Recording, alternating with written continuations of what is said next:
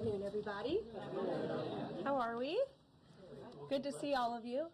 It's an honor to be here with all of you. A lot of familiar faces in the room, a lot of new faces.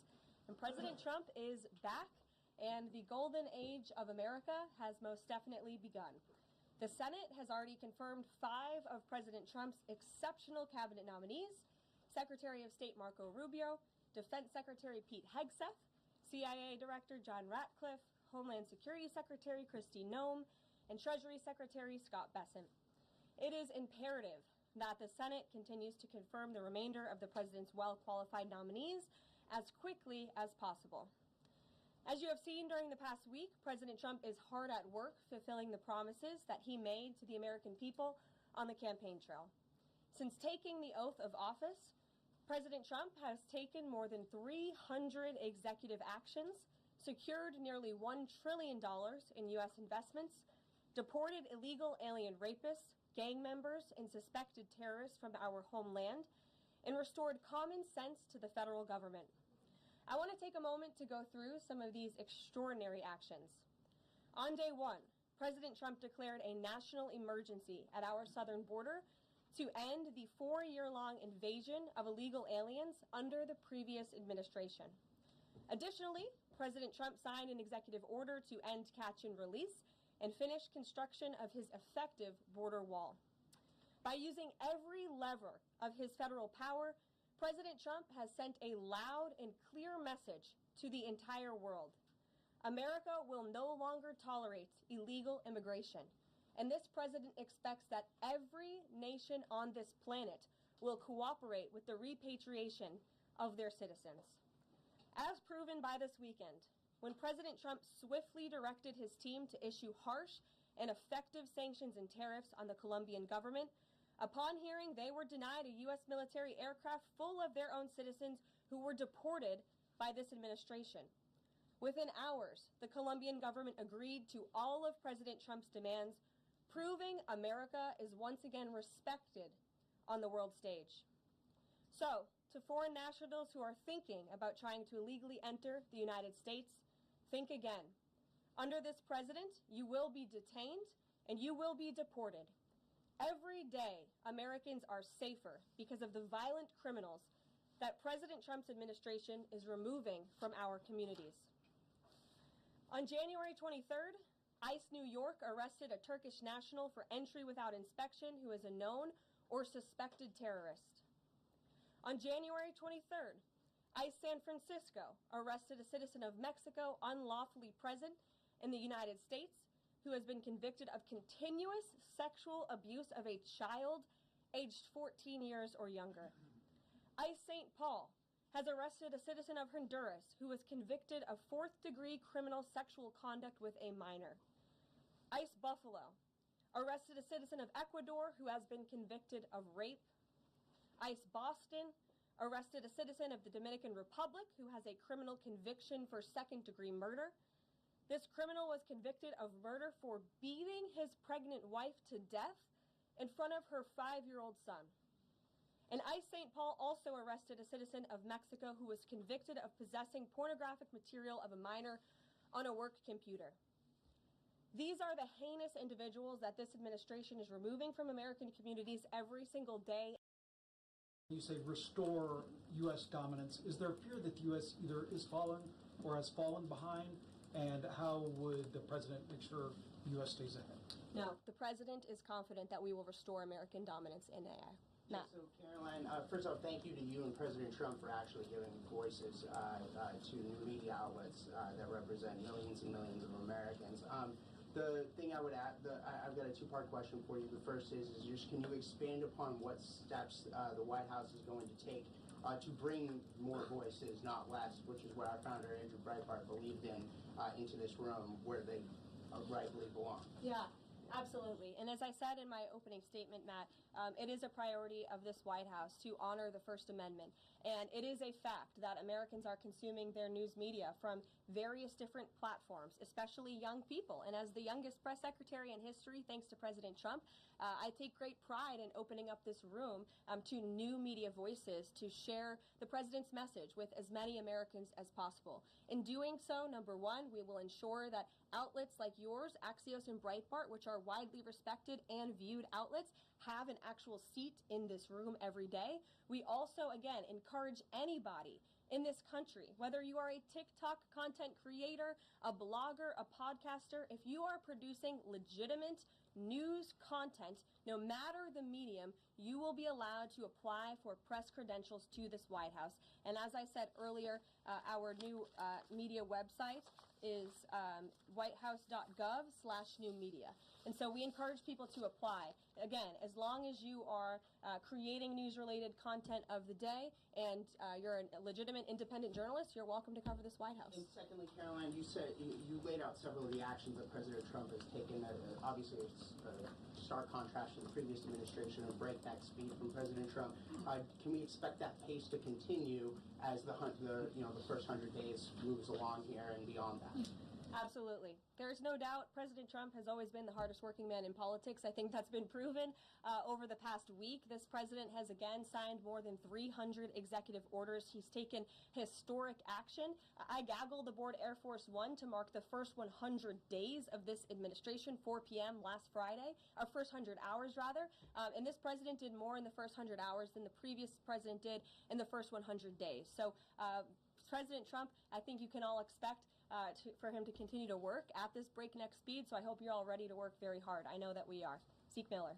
Thanks, Caroline. A question that we've asked your predecessors of both parties in this job. When you're up here in this briefing room speaking to the American public, do you view yourself and your role as speaking on, advocating on behalf of the president or providing the unvarnished truth that is, not to lie, not to obfuscate to the American people? I commit to telling the truth from this podium every single day. I commit to speaking on behalf of the President of the United States. That is my job.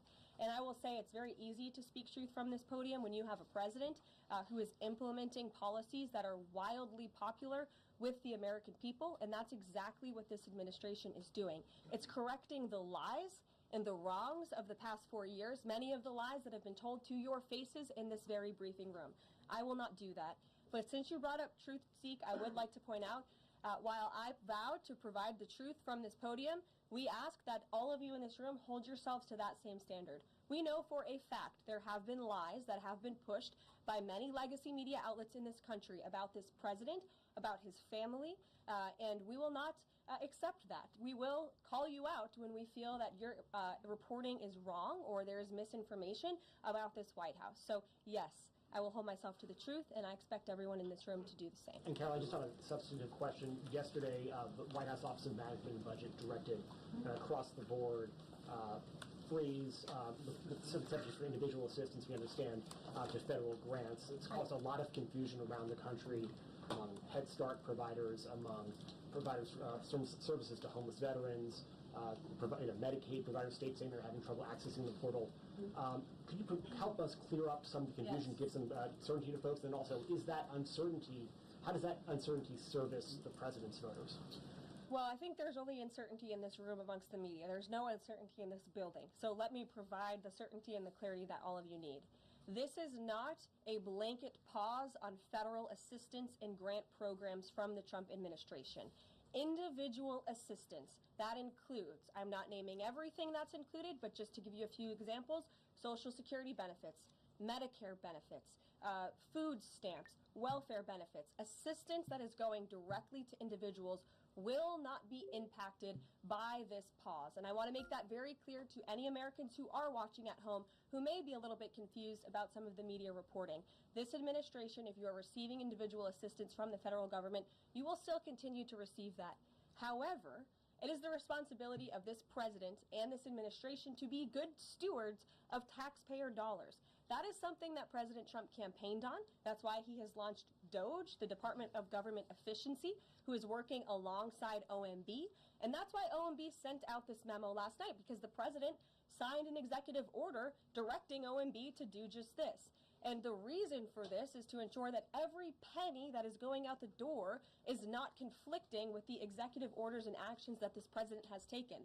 So what does this pause mean? It means no more funding for illegal DEI programs. It means no more funding for the Green New scam that has cost American taxpayers tens of billions of dollars. It means no more funding for transgenderism and wokeness across our federal bureaucracy and agencies. No more funding for Green New Deal social engineering policies. Again, people who are receiving individual assistance, you will continue to receive that. And President Trump is looking out for you by issuing this pause because he is being good steward of your taxpayer dollars. Thanks, Caroline. Sure. How long is this pause going to last, and how is the Trump administration recommending that organizations that rely on federal funding make payroll, pay their rent in the meantime? It is a temporary pause, and the Office of Management and Budget is reviewing the federal funding that has been going out the door. Again, not for individual assistance, but for all of these other programs that I mentioned. I also spoke with the incoming director of OMB this morning, and he told me to tell all of you that the line to his office is open for other federal government agencies across the board, and if they feel that programs are necessary and in line with the president's agenda, then the Office of Management and Budget will review those policies. I think this is a very responsible measure. Again, the past 4 years, we've seen the Biden administration spend money like drunken sailors. It's a big reason we've had an inflation crisis in this country, and it's incumbent upon this administration to make sure, again, that every penny is being accounted for honestly. Why impose this pause with so little notice? Why not give organizations more time to plan for the fact that they are about to lose, in some cases, really crucial federal funding, at least for a period of time? There was notice. It was the executive order that the president signed. There's also a freeze on hiring, as you know, a regulatory freeze, and there's also a freeze on foreign aid. And this is, again, incredibly important to ensure that this administration is taking into consideration how hard the American people are working. And their tax dollars actually matter to this administration. You know, just during this pause, DOJ and OMB have actually found that there was $37 million that was about to go out the door to the World Health Organization, which is an organization, as you all know, that President Trump, with the swipe of his pen in that executive order, is no longer wants the United States to be a part of. So that wouldn't be in line with the president's agenda. DOJ and OMB also found that there was about to be 50 million taxpayer dollars that went out the door to fund condoms in Gaza. That is a preposterous waste of taxpayer money. So that's what this pause is focused on, being good stewards of tax dollars. And so this doesn't affect Meals on Wheels or Head Start or disaster aid? Again, it does not affect individual assistance that's going to Americans.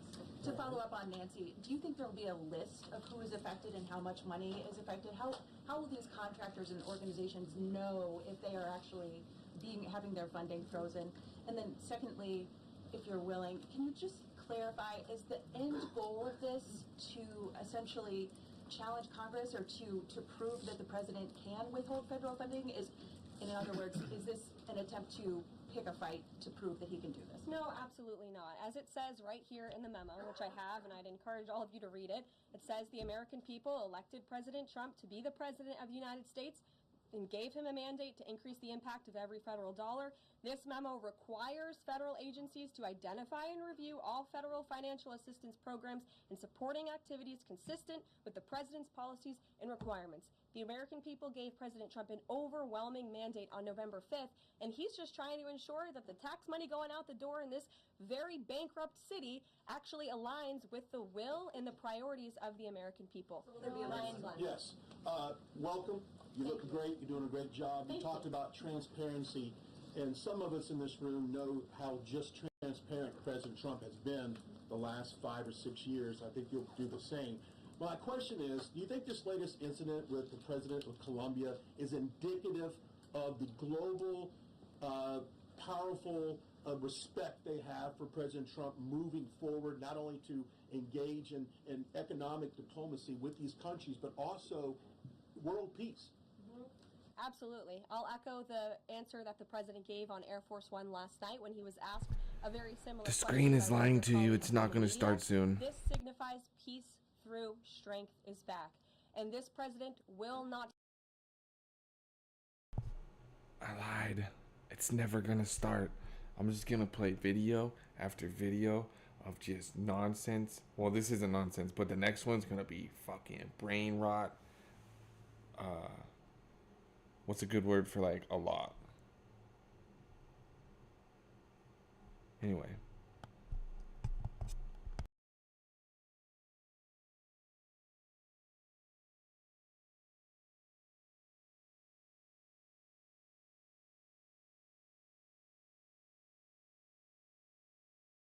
To tolerate illegal immigration into America's interior. And he expects every nation on this planet, again, to cooperate with the repatriation of their citizens who illegally entered into our country and broke America's laws. Won't be tolerated. And as you saw, the Colombian government quickly folded and agreed to all of President Trump's demands. Flights are underway once again. Two questions on deportations, if I may. President Trump had said on the campaign trail that he would deport pro-Hamas students who are here on visas.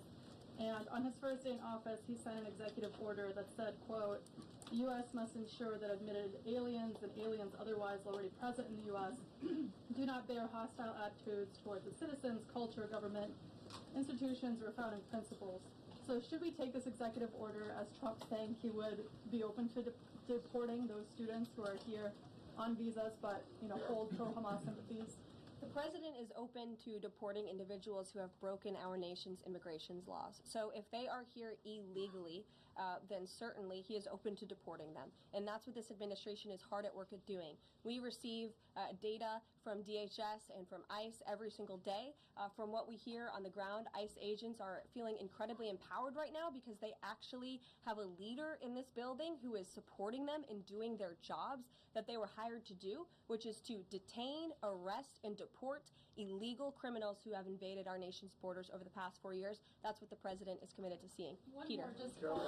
Very quickly, just following up on the question on immigration first. President Trump, during the course of the campaign in 2024, said the following about illegal immigration. He said, they're going back home where they belong, and we start with the criminals. There are many, many criminals. NBC News has learned that ICE arrested 1,179 undocumented immigrants on Sunday, but nearly half of them, 566 of the migrants, appear to have no prior criminal record besides entering the country illegally. Is the president still focused exclusively, which is a civil crime, it's not criminal.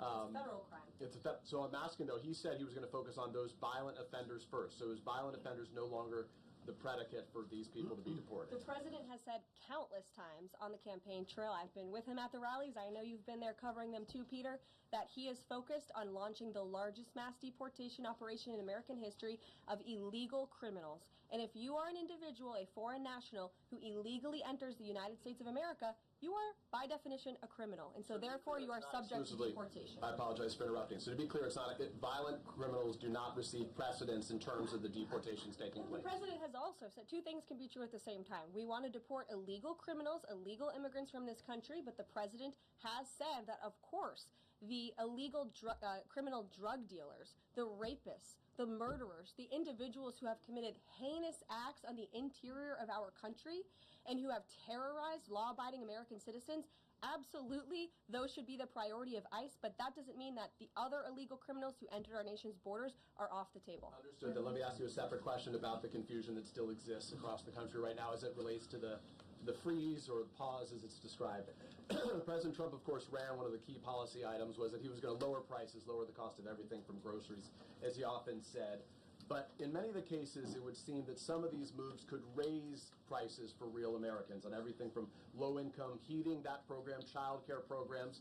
Will nothing that the president's doing here in terms of the freeze in these programs raise prices on ordinary Americans? What particular actions are you referring to that I'm would... referring to LHEAP right now. That's the low-income heating program, for example. We can talk about, there's no clarity, so I could refer to a lot of them. We don't know what they are specifically. Can you tell us that LHEAP is not one of those affected? So you're asking a hypothetical based on programs that you can't even identify. Well, I just identified. What I can tell you just to be is clear, since you guys haven't identified, let's do it together just for Americans at home.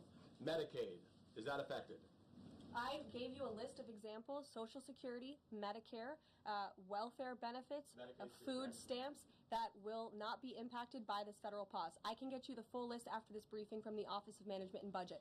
But I do want to address the cost cutting. because that's certainly very important, and cutting the cost of living in this country. President Trump has taken historic action over the past week to do that. He actually signed a memorandum to deliver emergency price relief for American families, which took a number of actions. I can walk you through those. He also repealed many onerous Biden administration regulations. We know over the past 4 years, American households has been essentially taxed $55,000 in regulations from the previous administration. President Trump, with the swipe of his pen, rescinded those, which will ultimately put more money back in the pockets of the American people. So deregulation is a big deal. And then when it comes to energy, I mean, the president signed an executive order to declare a national energy emergency here at home, which is going to make America energy dominant. We know that energy is one of the #1 drivers of inflation. And so that's why the president wants to increase our energy supply to bring down costs for Americans. The Trump energy boom is incoming, and Americans can expect that. Thank you. Caroline, I think some of the confusion I think may be here with this pause on federal funding. You've made it clear you're not stopping funds that go directly to individuals, but there certainly are lots of organizations that receive funding and then may pass along a benefit. Meals on Wheels, for one. They provide meals for over 2.2 million seniors. What is the president's message to Americans out there, many of whom supported him and voted for him, who are concerned that this is going to impact them directly, even if, as you said, the funding isn't coming directly to their wallet? I have now been asked and answered this question 4 times. To individuals at home who receive direct assistance from the federal government, you will not be impacted by this federal freeze. In fact, OMB just sent out a memo to Capitol Hill with Q&A to clarify some of the questions and the answers that all of you are asking me right now. Again, direct assistance will not be impacted. I've been asked and answered about this OMB memo. There's many other topics of the day. Jackie Heimer. Direct assistance, Caroline, it's going to another organization and then trickling down. Direct assistance that is in the hands of the American people will not be impacted. Again, as I said to Peter, we will continue to provide that list as it comes to fruition, but OMB right now is focused on analyzing the federal government's spending, which is exactly what the American people elected President Trump to do. And one question to Caroline on immigration. Of the 3,500 arrests ICE has made so far since President Trump came back into office, can you just tell us the numbers? How many have a criminal record versus those who are just in the country illegally? All of them, because they illegally broke our nation's laws, and therefore they are criminals as far as this administration goes. I know the last administration didn't see it that way, so it's a big culture shift in our nation to view someone who breaks our immigration laws as a criminal, but that's exactly what they are. You made one point the worst part. They all have a criminal record? And welcome to the briefing If they room. broke our nation's laws, yes, they are criminal. Yes. Thank you. On stripping security details for figures like John Bolton, Pompeo, Brian Hook, Senator Tom Cotton said that he's seen the intelligence and the threat from Iran is real for anyone who played a role in the Soleimani strike. He voiced concern it wouldn't just impact those individuals, but potentially their family, innocent bystanders, friends, anyone who's near them when they're out in public. Is the president open to reconsidering his decision? The president was asked and answered this yesterday, and he was firm in his decision despite some of the comments that you had referenced, and he's made it very clear that he does not believe American taxpayers should fund security details for individuals who have served in the government for the rest of their lives, and there's nothing stopping these individuals that you mentioned from obtaining private security. That's where the president stands on it. I have no updates on that. Is there any concern that this decision might jeopardize the administration's ability to hire the best advisors for these kinds of positions in the future? No, in fact, I've talked to the Presidential Personnel Office, who has told me directly that there is such an influx of resumes for this administration that it's incredibly overwhelming. There is no lack of talent for the Trump administration. Reagan, would he take any responsibility if anything happened to these people? Would he feel at all that his decision was a factor in that? The president was asked and answered this yesterday. I defer you to his Thanks, comments. Caroline. Reagan, since you're in the back row, I hear you, the back row hasn't gotten much attention in the last 4 years, so I'm happy to answer your question. And I can project. Does the president intend to permanently cut off funding to NGOs that are bringing illegal foreign nationals to the country, such as Catholic Charities? I am actually quite certain that the president signed an executive order that did just that, and I can point you to that. One more, Caroline. President Trump issued an executive order on increased vetting for refugees in visa applications. Part of that order was considering an outright ban for countries that have deficient screening processes. Has the president considered yet which countries might fall into this category? Are countries like Afghanistan or Syria under consideration for a full ban? Yeah, so the president signed an executive order to streamline the vetting for visa applicants and for illegal immigrants in this country who are coming, of course, from other nations. It also directed the Secretary of State to review the process and make sure that other countries around the world are being completely transparent with our nation and the individuals that they are sending here. And so the Secretary of State has been directed to report back to the president. I haven't seen that report yet. We've only been here for a few days.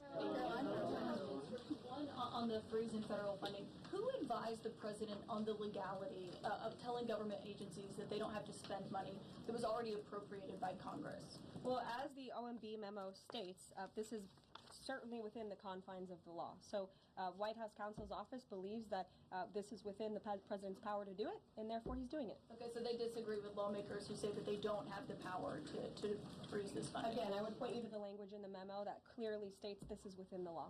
And on what happened on Friday night, the administration fired several inspectors general without giving Congress the 30-day legally required notification that they were being fired. I think only 2 were left at DHS and the DOJ.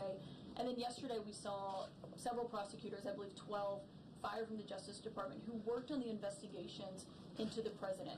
As you know, they are career prosecutors, therefore they are afforded civil service protections. How is the administration deciding which laws to follow and which ones to ignore? So it is the belief of this White House and the White House counsel's office that the president was within his executive authority to do that. He is the executive of the executive branch, and therefore he has the power to fire anyone within the executive branch that he wishes to. There's also a case that went before the Supreme Court in 2020, Scala Law LLC versus the Customs, Bureau Protection. I would advise you to look at that case, and that's the legality that this White House is resting on. So you're confident that if they bring lawsuits against you, the prosecutors who were fired, that they will succeed? We will win in court. And yes. did he personally direct this, given they worked on the classified documents investigation and the election interference investigation? This was a memo that went out by the Presidential Personnel Office, and the president is the leader of this White House. So yes. Yes. Caroline. Thank you. Congrats on your first day behind the podium. Thank you. President Trump ended funding for UNRWA and also designated the Houthis a foreign terrorist organization. That's right. Both were decisions that the previous administration had reversed. So here's my question.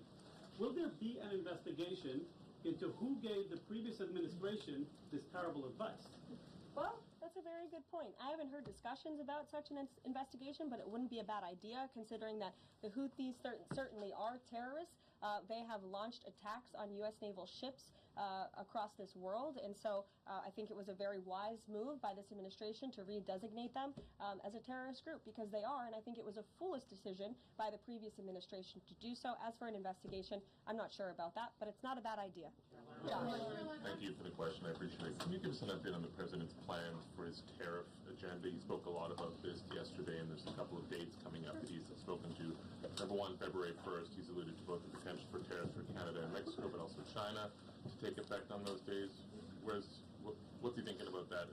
Yeah. Should those countries expect that on the Again, first? he was asked and answered this question this past weekend when he took a lot of questions from the press, and he said that the February 1st date for Canada and Mexico still holds. What about the China 10% tariff that he also had used about last Tuesday going into effect on the same day? Yeah, the president has said that he is very much still considering that for February 1st. Separately, yesterday he talked also about sectoral tariffs on, for instance, pharmaceuticals as well as semiconductor computer chips. He talked about steel, aluminum, and copper. What's the timeline on those? Is that a similar sort of coming days thing? Yeah, so when the president talked about that in his speech yesterday, that actually wasn't a new announcement. That was within a presidential memorandum that he signed in one of the first days here in the White House on his America First trade agenda. So there's more details on those tariffs in there. As far as a date, I don't have a specific date to read out to you, but the president is committed to implementing tariffs effectively, just like he did in his first term. Finally, he also was asked on the plane when he gaggled about the potential for a universal tariff. He was asked maybe about 2.5%. There was a report about that. He said he wanted much bigger than that. Should we understand that these tariffs would add up? You know, in other words, you might have country-specific tariffs like Canada, Mexico, China. You might have sectoral tariffs like on pharmaceuticals, as well as a potential universal tariff on top of that? Do these stack on one or the other, or would one sort of take precedence over another? All I can point you to is what the president has said on this front. The February 1st date for Canada and Mexico, also the China tariff that he has discussed. He rejected the 2.5% tariff. He said that was a little bit too low. He wants it to be higher. I'll leave it to him to make any decisions on that front. So I've been... What the Mexicans and Canadians have done so far, do you have any comment on whether that has met the bar and what he wants to see on fentanyl? Thank you. I won't get ahead of the president again on advocating to foreign nations on what they should or shouldn't do to get away from these tariffs. The president has made it very clear, again, that he expects every nation around this world to cooperate with the repatriation of their citizens, and the president has also put out specific statements in terms of Canada and Mexico when it comes to what he expects in terms of border security. We have seen a historic level of cooperation from Mexico, but again, as far as I'm still tracking, and that was last night talking to the president directly, February 1st is still on the books. Phil. Thank you, Caroline. Quick programming note and then a question on taxes. Well, in terms of programming, should we expect to see you here every day? How frequently will these press briefings be? It is a good question, April. So look, the president, as you know, is incredibly accessible. First day here, he wanted all of you in the Oval Office. You got a 60-minute press conference with the leader of the free world while he was simultaneously signing executive orders. I may add that's pretty impressive. I don't think the previous office holder would be able to pull such a thing off. So look, the president is the best spokesperson that this White House has, and I can assure you that you will be hearing from both him and me as much as possible. And then a question about tax cuts. The president has promised to extend the tax cuts from the previous term. I'm curious, does the president support corresponding spending cuts, as some Republicans have called for in Congress? And will the new Treasury Secretary be leading those negotiations with the Hill, as Mnuchin did during the first administration? The president is committed to both tax cuts and spending cuts, and he has a great team negotiating on his behalf, but there's no better negotiator than Donald Trump, and I'm sure he'll be involved in this reconciliation process as it moves forward. Caroline, in the announcement that you made last night on the Iron Dome, it said the president had directed that the United States will build this Iron Dome. Yeah. When you read into the executive order, it seemed short of that. It asked for a series of studies and reports back from. Can you tell us whether the president has directed this, and if he is as concerned on this issue, why the suspensions that we saw listed by OMB included